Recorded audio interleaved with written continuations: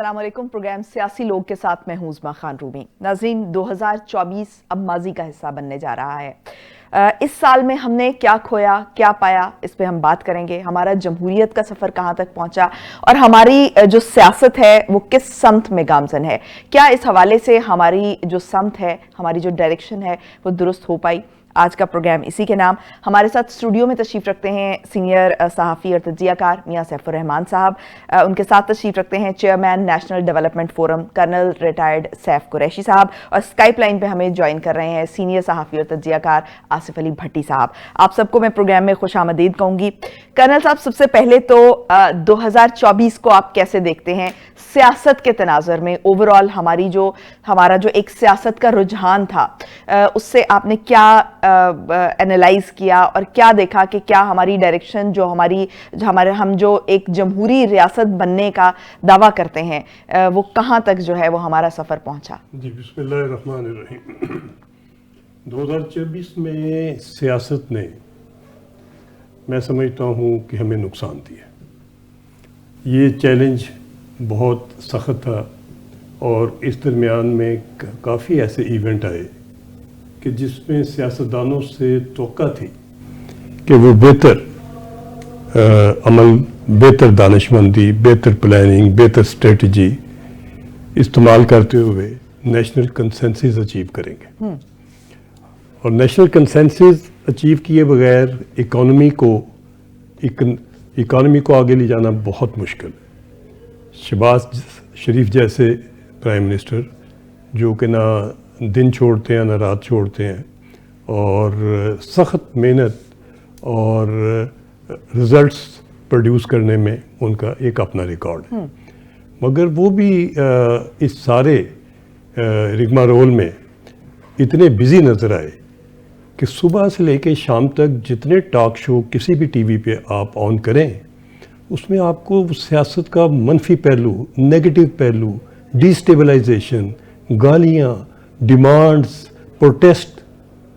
ये मुल्क है और आप दुनिया में किसी मुल्क में ऐसे नहीं होता कि आप, जबकि आपकी इकोनॉमी इतने चैलेंजेस का, आपकी नेशनल सिक्योरिटी इतने चैलेंजेस का, आपके गरीब लोग खुदकशियों तक जा रहे हैं इतने चैलेंजेस का, जबकि आपकी टैक्सेशन, आपकी सोशल, आपके सियासी, आपके मुआशी, हर किस्म के आपको ख़तरात चारों तरफ से घेर रहे हों। तो सियासतदानों ने तो मुल्क को लीड करना होता है, उन्होंने तो आवाम को उम्मीद की किरण दिखानी होती है, उन्होंने तो मुश्किल हालात में, जंगी हालात में भी लीडरशिप का मुजाहरा करना होता है।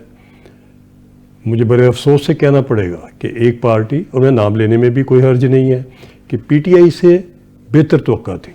देखिए, हमारे मुल्क में लास्ट 70 ईयर्स में सियासतदानों का इक़्तिदार में आना, उनका और उनकी टीम का करप्शन में इन्वॉल्व होना, इनएफिशिएंसी में इन्वॉल्व होना, नैब के केसेस में इन्वॉल्व होना, ये बिल्कुल एक अंडर डेवलप्ड कंट्री किसी में भी, मगर हमारे मुल्क में बहुत ज़्यादा था।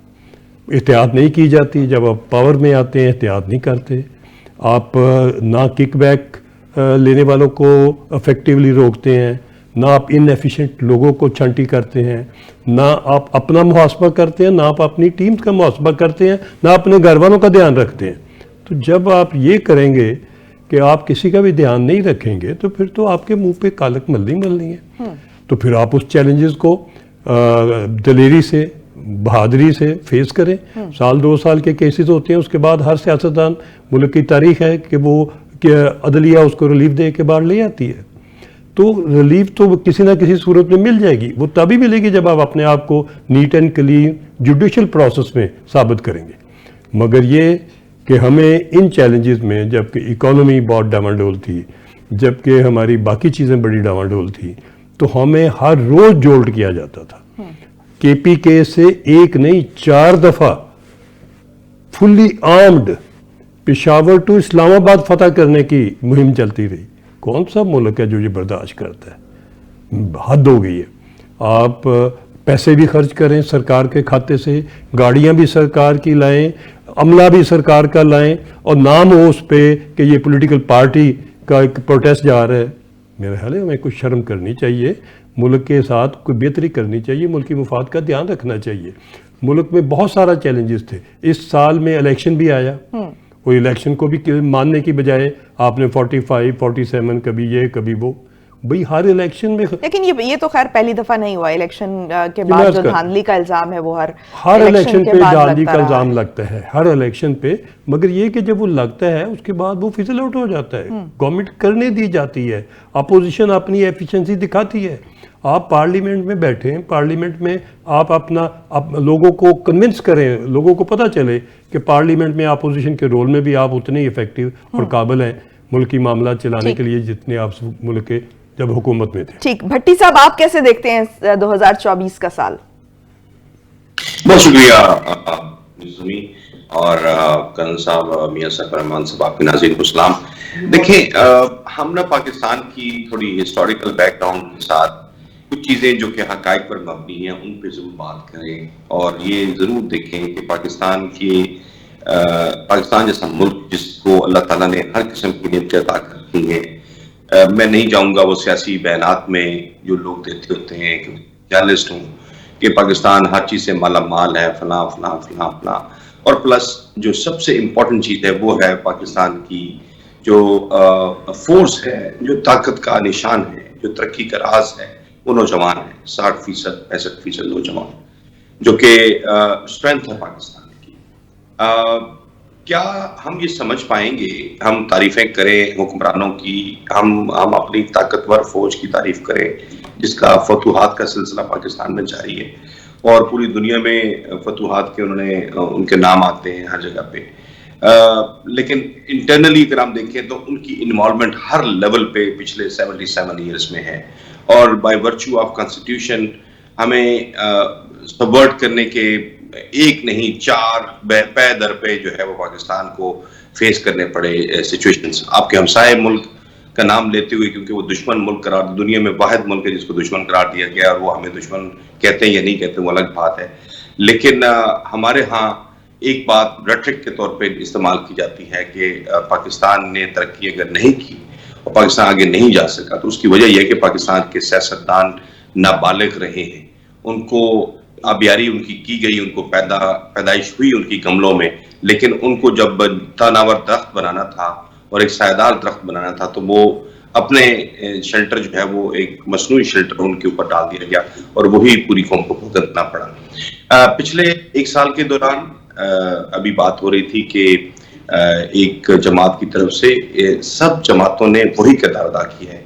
क्या हुक्मरानों का काम सियासत के अंदर अपोजिशन को काउंटर करना, या सीधे गोलियां चला के उनको रोकना, या उनको अगर ये पता है कि इसके पास असला है और वो केपी से आ रहा है, कराची से आ रहा है, लाहौर से आ रहा है, तमाम इकाइयां हैं पाकिस्तान की। पाकिस्तान को अल्लाह ताला ने एक ऐसा मुल्क बनाया है, एक ऐसा मुल्क की शक्ल में दुनिया के नक्शे में रखा है जहाँ पे तमाम किस्म की कौमियतें आबाद हैं, तमाम किस्म के लोग आबाद हैं, सबके अंदर रेजिलियंस मौजूद है। लेकिन क्या हुक्मरानों का ये फर्ज नहीं बनता कि वो डायलॉग और उन चीज़ों को जो कि पाकिस्तान की बेहतरी के लिए हो, सियासत की बेहतरी के लिए नहीं, इक़्तिदार को दबाम देने के लिए नहीं, बल्कि रियासत की बेहतरी के लिए हो, क्या वो किए गए? उसमें कौन सा ऐसा इकदाम कोई नंबर 1, 2, 3, 4 करके कहा जाए कि ये किया गया कि पाकिस्तान जो है तरक्की की राह पे गामजन हो सके? मैं कोई मायूसी की बात नहीं करता, मैं ये जरूर कहता हूँ कि 8 फरवरी को जो कुछ हुआ बगैर लगी के, हमें इस बात को समझना चाहिए कि पाकिस्तान की कौम जाग रही है, पाकिस्तान के अवाम को ये होश आ रहा है, पता चल रहा है, खासतौर पर नौजवान अपने मुस्तकबिल को देख रहे हैं, वो कि उनके ऊपर इतने प्रेशर्स हैं। इस सवाल का कौन जवाब देगा कि सिर्फ इस एक साल में 2 million people left Pakistan, Y? कोई क्वेश्चन का जवाब दे सकता है? पाकिस्तान में 1 रुपए की फॉरेन डायरेक्ट इन्वेस्टमेंट नहीं आई, इसके सवाल का कोई जवाब दे सकता है? पाकिस्तान के अंदर एजुकेशनल सिस्टम इन्हितात का शिकार है, अच्छी इंस्टीट्यूशन होने के बावजूद पाकिस्तान की यूनिवर्सिटीज की रेटिंग दुनिया की पे नहीं आ सकी, इसका कोई जवाब दे सकता है? पाकिस्तान के अंदर सेहत और दीगर सहूलियात, जिनको मैं बुनियादी सहूलियात कहता हूँ, वो उस तरह से अवेलेबल नहीं है। हमने हेलीकॉप्टर सर्विस, फलानी सर्विस, बुनियादी सहूलियात आप नहीं दे रहे तो आपको लोगों को क्या सैरें कराएंगे हेलीकॉप्टर के अंदर? इसी तरह से फिर जो हमारे यहाँ पॉलिटिकल सिस्टम के अंदर अनार्की लाइक सिचुएशन जिसका जिक्र भी किया गया کہ ایک جماعت کو اگر آپ نے سبق سکھانا ہے، وہ بچہ پارٹی ہے، میں اس کو کبھی بھی ایک سیاسی جماعت کے طور پہ اس لیے نہیں دیکھتا کہ وہاں پہ ہر بندہ ایک فنکار کو ادھر سے اٹھا کے لایا گیا، ان کو بھی اسی طرح جمع کیا گیا، اور کس حد قصور ہے یہ بھی سب کو پتا ہے، کون ان کو بنایا کس نے. میں نے وہ دھرنے ہم نے کور کیے نا عثمان جی، آپ دیکھیں گے 2013 سے لے کے اور 2014 کے دسمبر تک کیا حشر ہوتا رہا اس ملک کا، اس کا ذمہ دار کون ہے. اسی طرح سے اب وہ بدل گئی ہے، اب وہ چیپٹر بدل کے دوسرے رخ میں آ گیا ہے. تو کیا اب اس کو جسٹیفائی آپ کر سکتے ہیں کہ شہباز شریف جیسا اچھا مالشیا اور پالشیا جو ہے ملک کا پرائم منسٹر؟ ایسے نہیں ہوتا ہے، جو کہ صرف ملک کے ایک سرکاری ملازم کی تعریف کرتا ہو، ایسا پرائم منسٹر نہیں ہوتا ملک کے اندر. ہاں آپ سے سیم صفحے پہ رہنا چاہتے ہیں، آپ اس کو نام دیتے ہیں کہ ہم سیم پیج پہ، ایسے تھوڑی ہے. ارے اس ملک کو ایک قیادت چاہیے ہے، اس ملک کو آگے جانا ہے، اس ملک کو ایک سیاسی استحکام. لیکن بھٹی صاحب جو جمہوریت کے اس وقت دعوے دار بنے ہوئے ہیں وہ بھی، ان کو بھی تو آپ دیکھیں کہ 2018 میں کس طرح سے آئے، اور اس کے بعد وہ وہی ایک پیج جس کی آج آپ بات کر رہے ہیں یا شکایت کر رہے ہیں، وہ ایک پیج جو ہے وہ پچھلے جو پچھلا ٹینیور تھا پچھلی گورنمنٹ کا، اس میں بھی ہم نے وہ ایک پیج دیکھا. اگر اس ٹائم پہ ایک پیج ہے تو وہ اس میں بھی سیاستدانوں کی بلا شبہ جو ہے وہ کوتاہیاں موجود ہیں. لیکن اس کے باوجود آپ یہ اگر کمپیریزن کریں کہ جو خان صاحب ہیں، کیا آپ سمجھتے ہیں کہ خان صاحب نے آج وہ سبق سیکھا ہے جو انہوں نے 2018 سے 2022 تک کیا، جو ملک کے ساتھ کیا، جو لوگوں کے ساتھ کیا، اور آج جو وہ کر رہے ہیں، کیا وہ جسٹیفائی کیا جا سکتا ہے اس نام پر؟ اس کا ون لائنر ہو سکتا ہے، نہیں سیکھا، نہ سیکھیں گے. ان کے پاس جس طرح کی یہ ٹیم ہے جس میں پرائے پارٹیوں کے دھکیلے ہوئے شخص کو آپ نے چیئرمین پارٹی کا چیئرمین بنا دیا، جس میں ایک نٹوریس ڈکٹیٹر کا پوتا جو ہے وہ سیکرٹری جنرل ہے، جس پارٹی کے اندر ایوان کے اندر بیٹھ کے ٹانگ پہ ٹانگ رکھ کے سگریٹ پینے والے منتخب ہو کے آ گئے. صرف ایک لفظ ٹی وی پہ غلط اس نے بولا، فضول قسم کا لفظ، اس کی وجہ سے مشہور ہو گیا، وہ ایم این اے بن گیا. اسی طرح سے باقیوں کی آپ ان کے چہرے اور ان کے قیادت کے کردار کو ذرا آپ دیکھیں گے. میں سیاسی بات کر رہا ہوں، پرسنل، آپ کو پتہ چل جائے گا کہ یہ کون لوگ ہیں، یہ کہاں سے آگے ہیں، ان کو کہاں سے لایا گیا. اب آج جو لانے والے ہیں وہ بھگت رہے ہیں. میں آپ کو یہ سیریسلی بتا رہا ہوں، کوئی اس پہ افسوس تو ہوگا ہی ہوگا، لیکن ہم اس پہ کوئی شک نہیں ہونا چاہیے کہ ان کو لایا گیا، ان سب کو بھرتی کیا گیا، سیاسی جماعت کے اندر بھرتی کیا گیا، اور آج آپ اس کا خمیازہ بھگت رہے ہیں. کہ آپ کی کمیٹی بنتی ہے، ایک آخری بات کروں گا، کہ کمیٹی بنتی ہے، آپ کے سپیکر بیٹھتا ہے، اور دوسری طرف آپ کا ایک سابق سپیکر جو کہ ویگن ڈرائیور تھا، آج وہ ارب پتی آدمی ہے، اس کا بھائی لندن میں بیٹھ کے کرتا ہے، وہ ہمارے ساتھ بیٹھ کے پوچھا تھا کہ کی کام کریے اسلام، ٹھیک ہے. تو یہ سارے وہ لوگ ہیں. خیر وہ میٹنگ ہوتی ہے اور وہ آخر میں کیا نکلتا ہے اس 7 گھنٹے کی میٹنگ میں کہ جی خان صاحب جو فیصلہ کریں گے وہی فیصلہ ہو. ارے بھائی کیا جماعت ہے یہ؟ ایک بات. دوسری، اور یہ سیاستدان کیا چیز ہے یار، حکمران کیا چیز ہے؟ ان کو نہیں پتا کہ آپ کو کس سے بات کرنی ہے. اس جماعت کے اندر کسی کے پاس کوئی پاور نہیں ہے، بلکہ ایکومین ہی نہیں، پولیٹیکل ویژن ہی نہیں ہے، ڈیموکریٹ نارمز ہی نہیں ہے. آپ اس بات کو سمجھنے کی اگر آپ کوشش کریں تو اگر اس ملک نے ترقی کرنی ہوتی اس سال کے دوران تو 8 فروری کے الیکشن کے بعد پورا موڈس آپرینڈی چینج ہو جاتا، پوری پیراڈائم شفٹ آتا، اس ملک کے اندر ڈیولپمنٹ کا ایک نیا فیز سٹارٹ ہوتا. اور آج آپ اور میں، کرنل صاحب اور یہ ہمارے ڈاکٹر میاں صاحب، یہ اس بات کو نہ ڈسکس کر رہے ہوتے ہیں کہ یار ہم کیا کریں، سیاستدان کیوں ناکام ہوتے ہیں، جمہوریت کیوں ناکام ہوتی ہے پاکستان میں. یہ اس طرح ڈیموکریسی نہیں ہوتی. ڈیموکریسی کی اکائیاں آپ اپنے ہمسایوں سے سیکھ لیں، آپ بنگلہ دیش سے چلو سیکھ لیں، پرانا آپ کا بازو رہا ہے آپ کا، آپ سری لنکا میں دیکھ لیں، آپ اپنا امریکہ میں چلیں.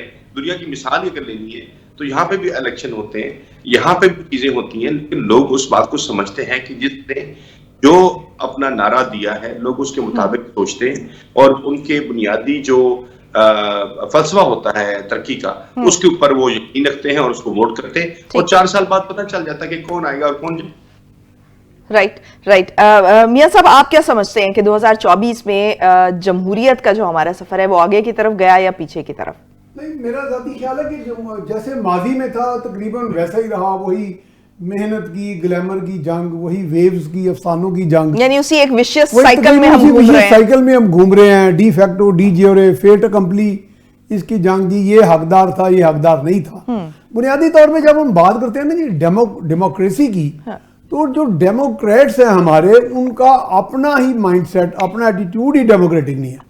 جب وہ پہلے دن سے اسی سوچ سے آتے ہیں کہ میں اقتدار میں آؤں گا. مثال کے طور پہ جب خان صاحب کے بارے میں بھی ان کو بہت سے ہمارے انکلوڈنگ بھٹی صاحب بھی اور ہم سب لوگ سوال کرتے تھے کہ آپ صرف اقتدار کیوں چاہتے ہیں, یعنی کہ اقتدار یہ ضروری ہے, ٹھیک ہے کہ اقتدار ایک ایسا وہیکل ہے جو چیزوں کو آسان بنا دیتا ہے, آپ کا پلانز کو امپلیمنٹ کرنے کا آپ کو ایک پورا فریم ورک دے دیتا ہے. اور پھر سیاست کا مطمع نظر یا سیاستدانوں کا مطمع نظر اقتدار حاصل کرنا ہی ہم ہوتا یہ ہے. کہتے ہیں کہ مثال کے طور پہ اگر پی ٹی آئی کو لے لیں کہ پی ٹی آئی کے بارے میں کہا جاتا ہے جی اوورسیز میں بڑی پاپولر ہے, ان کو فنڈنگ آتی ہے. میں یہ نہیں کہہ رہا کوئی ناجائز فنڈنگ آتی ہے, میں کہتا ہوں کہ یعنی پارٹی کے طور پہ ایک براڈ بیسڈ پارٹی ہے.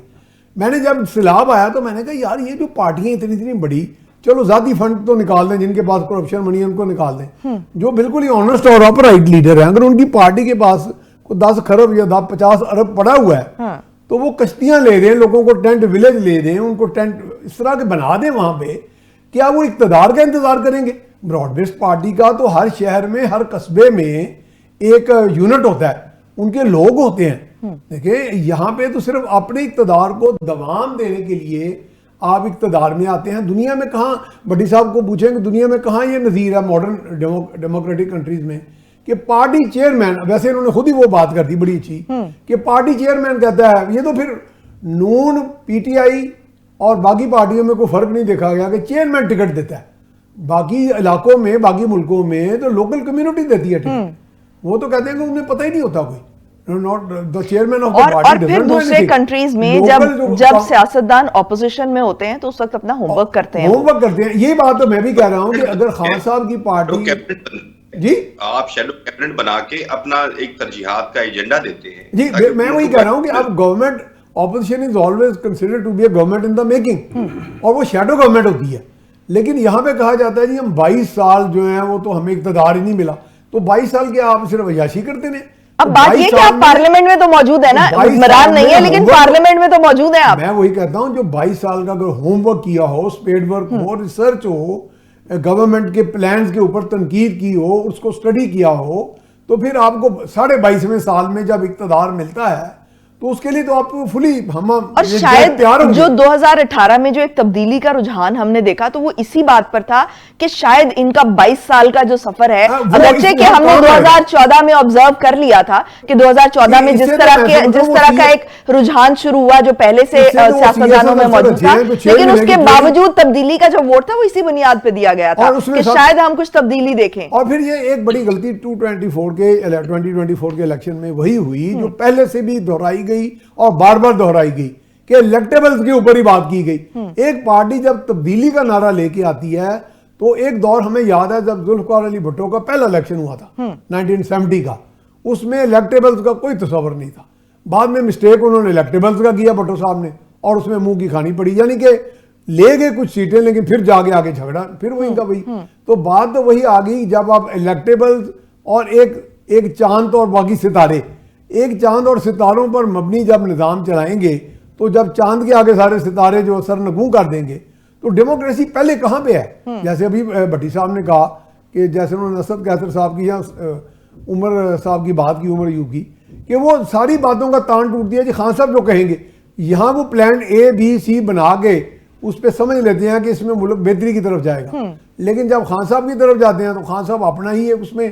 تو یہاں تبھی تو یہ ڈیبیٹ شروع ہوئی ہے. اب 2024 میں اس ڈیبیٹ نے جڑ پکڑ لیا ہے کہ جی محنت چاہیے, ملک کو نجات چاہیے معاشی حالات سے, یا صرف گلیمر چاہیے.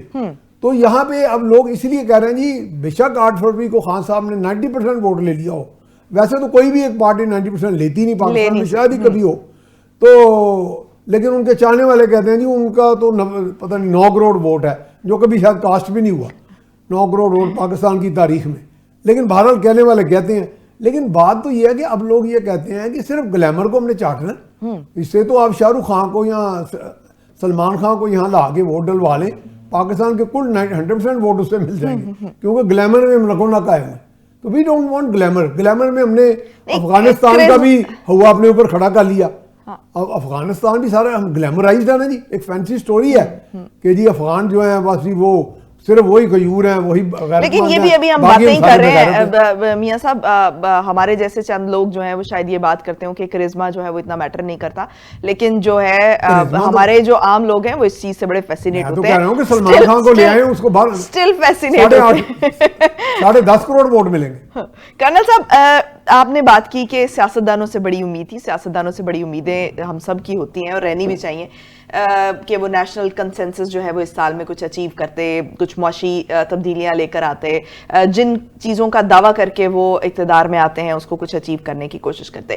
آپ نے ہمیشہ بات کی کہ ہمارے ہاں جو ہے آپ کے پاس پلان بھی ہے, آپ نے نیشنل ڈیولپمنٹ فورم کے نام پر ایک فورم جو ہے تھنک ٹینک بنایا ہوا ہے, اور بھی بہت سارے تھنک ٹینکس کام کر رہے ہیں جس میں بہت سارے جو سینئر لوگ ہیں جو اپنے فیلڈ کے ماہرین ہیں وہ موجود ہیں, اپنا تجزیہ بھی دیتے ہیں, اپنا انالیسس, اپنی جو مشورے ہیں, سجیشنز وہ بھی دیتے ہیں. لیکن یہ سب ہونے کے باوجود ہم یہ دیکھتے ہیں کہ ہماری جو ڈائریکشن ہے وہ درست نہیں ہوتی ہے. سارا الزام جو ہے وہ خالی سیاستدانوں کو دے دینا بھی غلط نہیں ہوگا؟ جی میں عرض کرتا ہوں, دیکھیے اس میں اسٹیٹ پلر جتنے بھی ہیں, parliament, judiciary, establishment, bureaucracy, media, تمام ذمہ دار ہیں. ہر جگہ آپ کو کوالٹی نظر نہیں آتی, ہر جگہ آپ کو قومی مفاد کا دفاع نظر نہیں آتا, ہر جگہ آپ کو لیڈرشپ نظر نہیں آتی, ہر جگہ آپ کو اکاؤنٹیبلٹی نظر نہیں آتی, ہر جگہ آپ کو ٹیکنالوجی اور ٹیکنالوجی آگے ایکسیلنس نظر نہیں آتی, کسی جگہ آپ کو ہائر ایجوکیشن کی ریفارم نظر نہیں آتی, کہیں آپ کو جوڈیشل ریفارم نظر نہیں آتی, کہیں آپ کو ادھر 20 دفعہ ریفارمز کی کمیٹیز بنی, انہوں نے 3 سال کام کیا, ان کی بڑی اچھی رپورٹس لکھی گئی. آئی ریممبر ایک عشرت صاحب نے بھی لکھی 2007-8 میں, عشرت العباد صاحب نے, ہاں جی نہیں عشرت حسین صاحب نے گورنر تھے, اور ان کے ساتھ کوئی 15-20 بندے اور ویل اکمپلشڈ تھے. وہ میں نے ان کے دونوں والیوم پڑھے, اچھے خاصے کو 400-500 صفحے لکھے, اور انہوں نے ایک منسٹری کے اوپر کام کیا. مجھے پتا ہے میرا تھنک ٹینک ایک منسٹری پہ, ایک ڈپارٹمنٹ پہ, ایک اسپیکٹ پہ, گورننس کے اوپر ہم کام کرتے ہیں, اور جتنی خرابیاں ہوئی ہیں اس کا پراپر انالیسس کرنے کے بعد اگلا راستہ بناتے ہیں کہ ملک بچے گا کیسے. سب سے پہلی جو ہمیں خرابی نظر آتی ہے, کسی نے قوم ہی نہیں بنائی. قوم بنتی تو پاکستان بچتا تو ملک ترقی کرتا. اچھا, قوم کیسے بنتی؟ جی میں عرض کرتا ہوں, آپ کی قوم جو ہے, آپ جاپان کی مثال دیکھیں, باقیوں کے دیکھیں, چھوٹے بچے کی پرائمری سکول سے لے کے یونیورسٹی تک اس کی لیڈرشپ کی کوالٹی انڈکٹ کی جاتی ہیں, اس کو سائنٹیفک ایجوکیشن سلیبس میں دی جاتی ہے, اس کو ٹیلنٹ, اس کا گروم, اس کے پیرنٹس اور اس کے ایجوکیشن انسٹیٹیوٹ خود کرتے ہیں, اور ایک خاص لاہ عمل طے کرنے کے بعد اس بچے کو وہ گرو کرتے ہیں, اور اس کے بعد گرائنڈ کرتے ہیں, اس کے بعد اس کو اوپر لاتے ہیں. پھر جو لوگ پارلیمنٹ میں جاتے ہیں وہ آپ کے برین ہوتے ہیں, وہ آپ کے ہائیلی ایجوکیٹڈ اور ہائیلی ماڈرلی ساؤنڈ لوگ ہوتے ہیں, وہ یہ نہیں ہوتے کہ وہ ان پڑھ ہوں. لیکن جن بچوں کی گروتھ ہی ایک ڈسٹارٹڈ ہسٹری میں ہوئی ہو, ڈسٹارٹ ریئلٹی جہاں پر ہو, تو وہ کیا گرو کریں گے؟ وہاں پر ان سب کو ایک قوم ہوتے ہوئے آپ کیسے دیکھیں؟ جی میں ایک عرض کرتا ہوں, دیکھیے قوم کے لیے تو کام آپ کا گھر سے لے کے, آپ کی یونین کونسل سے لے کے فیڈرل گورنمنٹ تک ہر ایک کو کرنا تھا. جس بندے کا کیا یہ شوق تھا کہ میں لیڈرشپ میں آؤں, اس کا یہی نہیں تھا اس کی پری ریکوائرمنٹ کہ اس کے باپ جو ہے وہ لیڈ کلاس کا ہے, وہ فیوڈل لارڈ ہے, وہ بہت بڑا کاروباری ہے, وہ سیاسی پارٹی کو پیسے دے کے ٹکٹ خرید سکتا ہے, وہ الیکشن پہ کوئی 10 کروڑ روپے. یہ کوئی کوالیفیکیشن نہیں. ہم نے اس کوالیفیکیشن کے اوپر اپنی لیڈرشپ بنا کے پارلیمنٹ میں پہنچائی. آپ کسی وقت غور کریں ایک بندے کو, اس کی ایک فیملی کو, اور پھر پارٹیشن سے پہلے جائیں کہ یہ فیملی نے گوروں کے ساتھ مل کے ملک کا کیا حشر نشر کیا ہے. ان کو وہی گورے ان کو جائیدادیں دے کے چلے گئے ہیں, تو آج ان کی فیملی کس نہ کسی جگہ پہ, اگر آپ انالیسس کرنے لگیں کہ اس ملک کے ساتھ ہوا کیا ہے, اور یہ گوروں ہی کی بات ہے. تو اگر یہی کام جو ہے وہ لوگوں پر چھوڑ دیا جاتا کہ لوگ خود فیصلہ کریں کہ ہمارے سیاستدان جو ہیں وہ کہاں پر کامیاب ہیں, کہاں پر ناکام ہیں, اور خود یہ فیصلہ کریں کہ ان کے لیے وہ کام کرنے کے قابل ہیں یا نہیں ہیں. اگر یہ ان پر چھوڑ دیا جاتا تو یہ بہت ایک سمپل سا سولوشن کروں گا جب میڈیا کہ اس سے سیاستدان بھی سیکھ جاتے ہیں اور عوام بھی سیکھ جاتے ہیں, کیونکہ یہ سفر ہی ایسا ہے, جمہوریت کا سفر یہ تب بن سکتا ہے کہ جب آپ کی پولیٹیکل پارٹیز میں لیڈرشپ کی نرسری ہوں, لیڈرشپ کے انسٹیٹیوٹس ہوں, لیڈرشپ کے مثالی ماڈلز ہوں جن کو لوگ دیکھ کے تو ان کو کاپی کریں. کرنل صاحب یہاں پہ تھوڑا سا میرا اختلاف ہے کہ جو یہ لیڈرشپ کوالٹیز ہیں یہ بھی آہستہ آہستہ ڈیولپ ہوتی ہیں, یہ اس طرح نہیں ہوتی. میں وہی بات کر رہی ہوں کہ اگر آپ عوام کو یہ فیصلہ کرنے دیں تو عوام ان کو بہت کچھ سکھا دیں گے, لیکن جب آپ کہیں گے کہ پک اینڈ چوز کرنا ہے اور ہم جو ہے یہ فیصلہ کریں گے, وہاں پہ معاملات خراب ہوتے ہیں. ایک چھوٹا سا بریک لیتے ہیں, بریک سے واپس آ کے یہیں سے گفتگو کے سلسلے کو آگے بڑھائیں گے. ہمارے ساتھ رہیے گا.